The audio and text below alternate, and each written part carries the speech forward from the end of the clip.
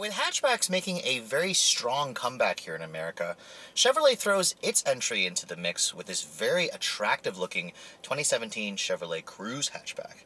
This week I'm testing this all new body style. Let's take a look and see if it's worth a look.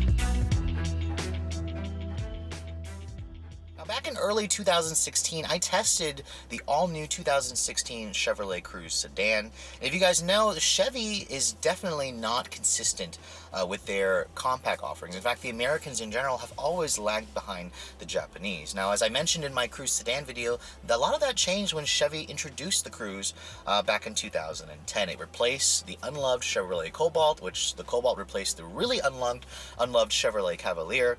And the Cruze was a winner for Chevrolet. I mean, this is a vehicle that definitely sold well, and it was compared head-on with vehicles like the Toyota Corolla, the Honda Civic, all the heavy hitters from Japan. Now, when this Chevy introduced this second generation model, I wasn't completely sold on the looks of the sedan. I thought the rear particularly looked a little bit frumpy, a little bit too narrow, and that has all been rectified with this all-new hatch body style. Now you can see the design of the front basically just looks like the sedan, which is a good thing. This is a handsome looking hatchback that takes a lot of design cues from the bold new Chevy Impala that was introduced a couple of years ago.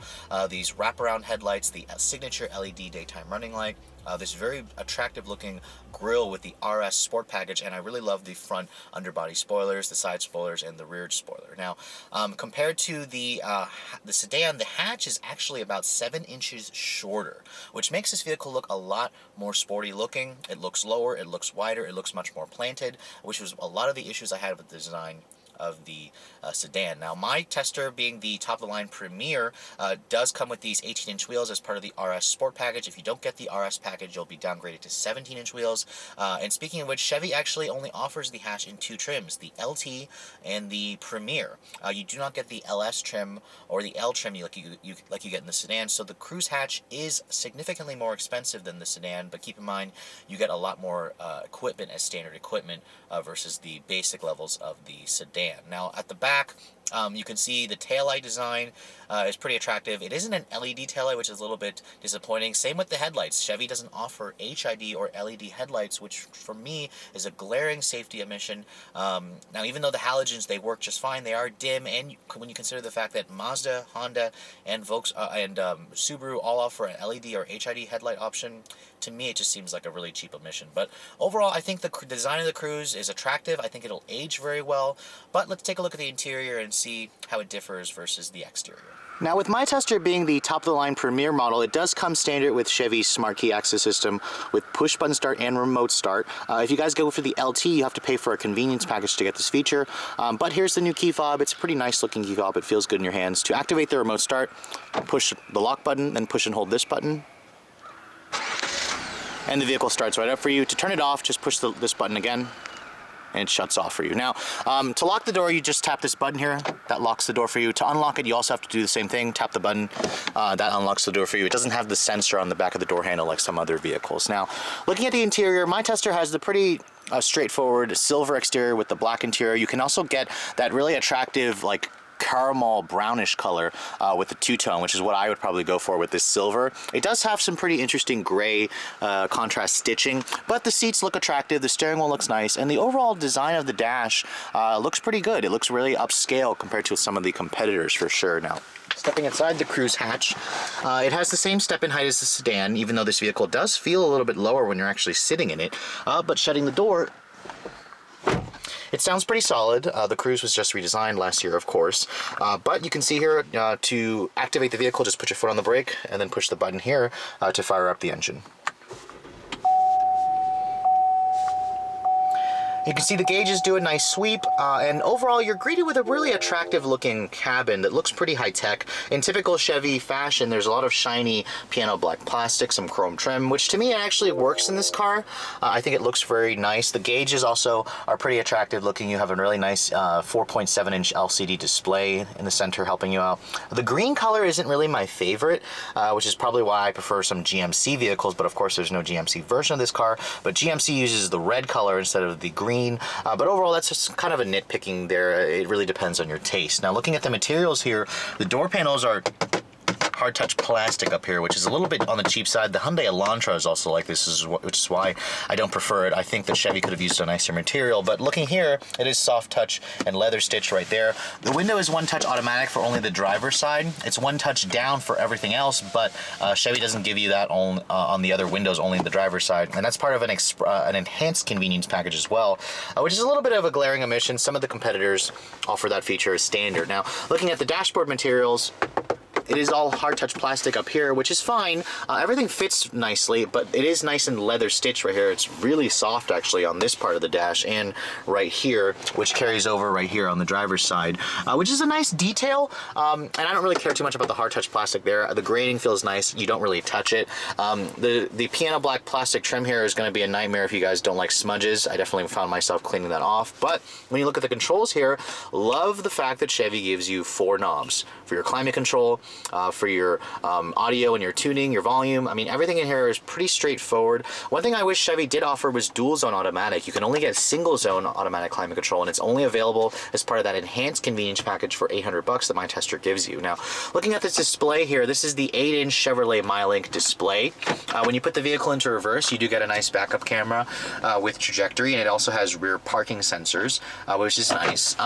This is basically the latest version of Chevrolet MyLink. Pushing the home screen here, you're going to get all your different sources. It does have Android Auto and Apple CarPlay, of course, as standard equipment.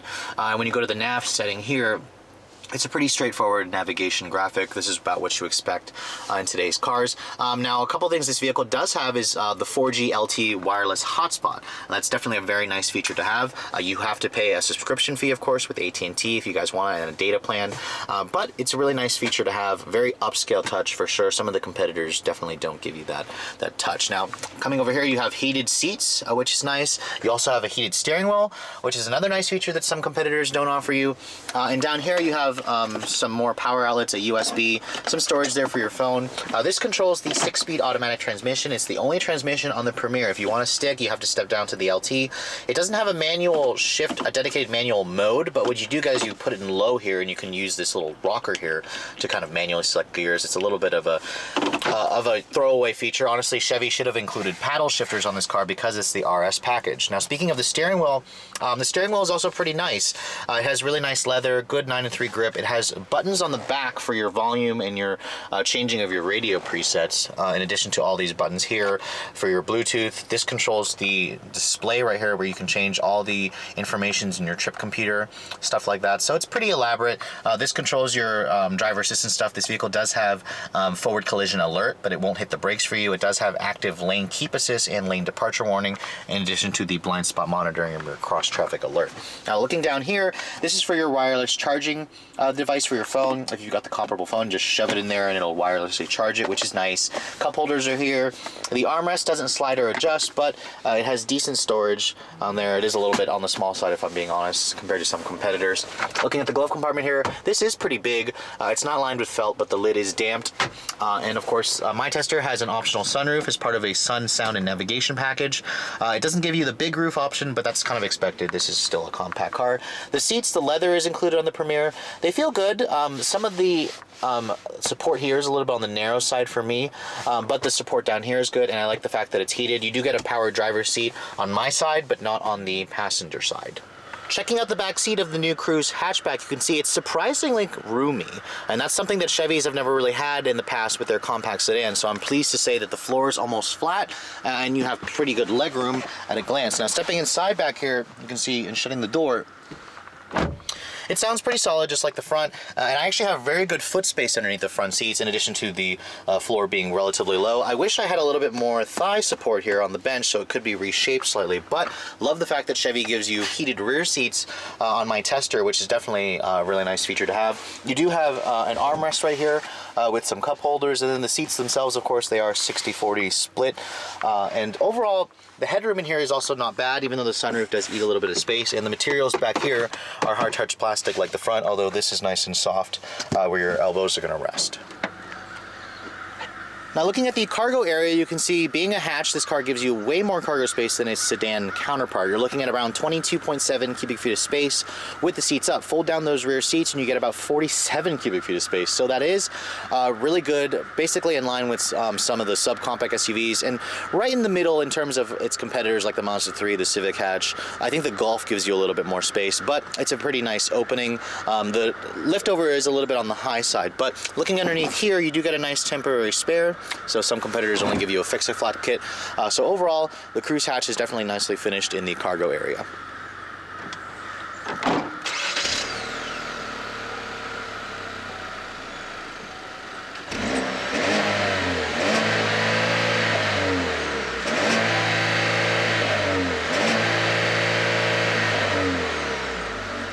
Now underneath the hood of the new Cruze hatch, right now you only get one engine choice. This is the company's new 1.4-liter EcoTech turbocharged direct injection 4-cylinder double overhead cam with variable valve timing. Now it is updated versus the old 1.4 that was in the old Cruze sedan.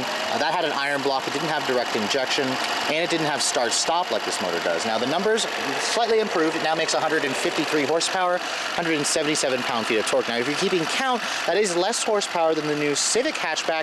However, it does have more torque, which arguably torque is what you're looking for in this segment with all the low-end punch. Now it all runs through either a 6-speed manual on the LT models that's available, base transmission, or the 6-speed automatic on my tester, which is standard on the Premier. Now fuel economy is slightly less than the sedan. This is rated at 28 in the city, 37 on the highway on regular gas, of course. It's right in line with most of its competitors, but in the real world I actually was getting a little bit less MPG. But this vehicle weighs around 3,000 pounds. Let's get it out on the road and see how it all works, shall we? So when I first drove the Cruze sedan in early 2016, I found it to be a rather pleasant car, which is definitely not something I used to say about any of the previous Chevy small sedans that I've driven in the past. The Cruze definitely has a very grown-up, mature, adult feel, and it really carries over into this hatchback model. You feel like you're driving a mid-size car in the way the structure goes down the road, the way the steering feels, the way the interior is relatively quiet, and it also feels relatively spacious in here. So those of you who are looking for a mature sedan, the Cruze, the current Cruze sedan and hatch is definitely that way to go.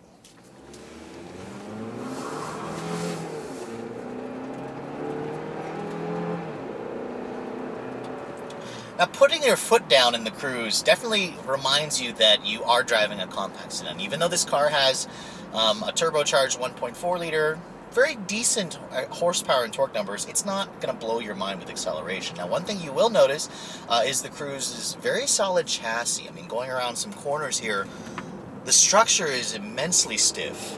It feels like it could honestly handle a much more powerful engine. It feels like it's good bones for Chevy to bring back an SS version, honestly. But that's my main issue with the Cruze. It's a little bit of a boring drive, to be honest. But, you know, if you're looking for a mature, you know, take me to point A and B car that feels expensive, the Cruze definitely excels at that. I mean, the ride quality on my tester, even though it has a semi-independent torsion beam suspension at the back, which is the cheaper rear suspension, it rides relatively well. It's nice and damped, it's firm yet not floaty, and it's really quiet in here, honestly. The engine doesn't really make any exciting noises, and that's my issue because mine is the RS Sport Package model.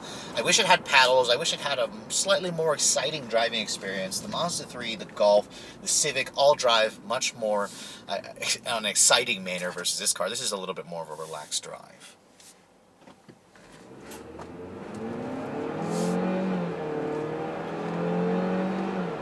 Now this engine does have pretty good mid-range torque, which is what I expected. When the turbo kicks in, it just kind of pushes you back in the seat, and it does feel relatively quick in those instances. Now the auto start stop engage there, you cannot turn it off, which is a little bit annoying for some. It honestly is very quick. I barely notice it sometimes, so it's just a matter of you getting used to it. But Chevy's auto start soft system is one of the best in the business.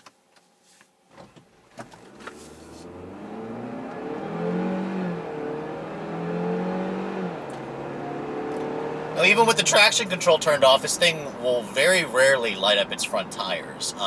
Even when the turbo does kick in, when I drove the Civic hatch, that vehicle will spin its tires in the mid-range. This car definitely doesn't have the horsepower, doesn't have the feel. 0 to 60 times, Chevy says it's around 7.7 seconds. It feels a little slower than that to me, honestly. It feels like more like 8.5 seconds. But I'll let you guys need to test drive it yourself, decide for yourself. The transmission is really kind of my issue. It shifts smoothly enough. It shifts too slowly.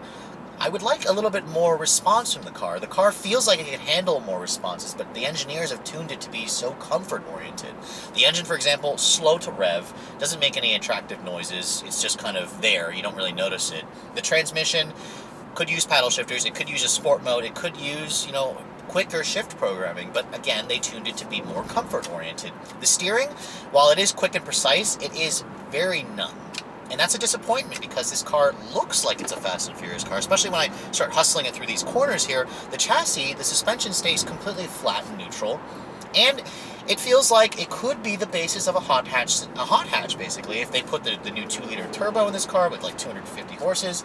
Would love to see Chevy do that. Would love to see them bring back an SS model, but it's really up to the team, the product planning team, see if that's actually worth it. But overall, just driving this thing normally, the seats are comfortable, the visibility in here is good, the side mirrors are large, you have blind spot monitoring with cross traffic alert, the view out of the back is also pretty good. It's just a really easy car to drive as your daily, and those of you who are looking for a comfortable daily, I really think you're going to find a lot of pleasant surprises with the Cruze. It's definitely one of my top picks in terms of the compact sedan. It's just not the sportiest offering, which is a little disappointing. Now, even though my tester is the fully loaded model, it doesn't offer adaptive cruise control, which, again, another glaring omission because you can get it on a Civic, you can get it on a Mazda 3, you can get it on a Golf, you can get it on the new Subaru Impreza, and it's standard on the Toyota Corolla. So what were you thinking, Chevy, by not offering adaptive cruise control on this vehicle? I mean, especially, even though, compact cars never used to offer that, when your competitors start offering that feature, you really have to step it up. You also have to bring that feature to the table.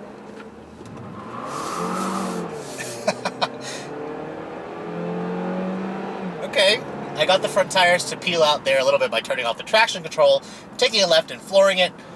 You see here, oh, okay, so, the steering is so numb, but when you start pushing this thing hard through corners, you do feel a little bit of understeer. I mean, this is still a front-wheel drive car, but it's got really good tires on it, these 18-inch wheels on 225, 45 series rubber. I mean, this is a really fantastic looking car. I just wish the driving experience matched the exciting looks. This car is begging for a manual. It's begging for more power. It's begging for that diesel engine that's upcoming for 2018. But with all that said, let's talk about a few numbers. The fuel economy of this car, as I said, was rated at 28.37, and I've only been averaging about 23.5 miles per gallon in my city driving. Now, of course, you guys know me. I drive like a jerk, but when I drive in the same manner in the Mazda 3 and the Civic, they all got better gas mileage in this car, 30 miles per gallon. So in the real world, I'm sad to say that it didn't really deliver in terms of the EPA numbers. Now, the price of the Cruze hatch is also another area I'd like to talk about because this car starts at $22,115. Now that is several thousand, about $2,000 more than a lot of its competitors, and it's like $4,000, $5,000 more expensive than the sedan counterpart. Now, I will mention that this car only comes in the LT trim as the base model. The LT is very comparable to a Civic EX without a sunroof, basically, or a Mazda 3 Touring. They don't offer a base trim, like a base LS trim or L trim like they do on the sedan. Now, that drives the price up, of course, but Chevy wants to position the Cruze hatch as more of the premium offering, and most of you who buy this car are probably going to pick the LT anyways. It comes with most of the features you want, especially cruise control. If you want cruise control, you have to get the LT trim anyways, and who in their right mind buys a compact car nowadays without cruise control? To me, it's just a really silly omission. But my tester, being the Premier, starts about a couple grand higher. This starts at under 25, like around 24.9. My tester, of course, has several options on it. It has the enhanced convenience package that gives you the auto up-down driver's window, the automatic climate control, the heated rear seats. That's about $900. My tester also has a sun, sound, and navigation package, which basically gives you a sunroof, Bose audio, a nav for about $2,000. The RS Sport package is about another $1,000. It gives you the 18-inch wheels, the sport body kit. And then my tester also has the driver confidence package 2 that rolls in the forward collision alert, the automatic high beams, the lane departure alert with lane keep assist. That's another $1,000. All in, my tester is around $29,500. Now that is an eye-watering amount of money for a compact car, and some of you can't seem to wrap your minds around the fact that you can option up a compact car to be in the $30,000 range. But before you start showing up at a Chevy dealer with pitchforks, just know that the Mazda 3 can hit over $30,000, the new Subaru Impreza can hit over $30,000, and the new Civic Hatch can hit around $28,000 for a sport touring version. So Chevy has pretty much priced this right. It is missing a couple of features from competitors, although you do get a couple of features back when you go for the Chevy, and I also think it's one of the best looking. This and the Mazda 3 are my favorite looking. I think this looks better than the new Civic Hatch just because I like the fact that it looks like a traditional hatch, versus Honda kind of went for a mini SUV route with the new Civic Hatch. But anyways, I hope you guys have enjoyed my full overview of this 2017 Chevrolet Cruze Hatchback. If you're in the market for a new hatch, this one is definitely worth a look. Just know that some competitors are sportier to drive, but this one offers a lot of mature driving feel, and it's definitely going to feel a lot more like a mid-size car versus a compact car. So if that's what you're looking for, the new Cruze Hatch is definitely worth a look. But anyways, if you're also looking to see the latest cars I'm testing, make sure you follow me on Instagram at redline_reviews, like us on Facebook, and if you haven't done so, please subscribe to the Redline Reviews YouTube channel for all the latest reviews. Thanks so much for watching, guys. I'll catch you all in the next video.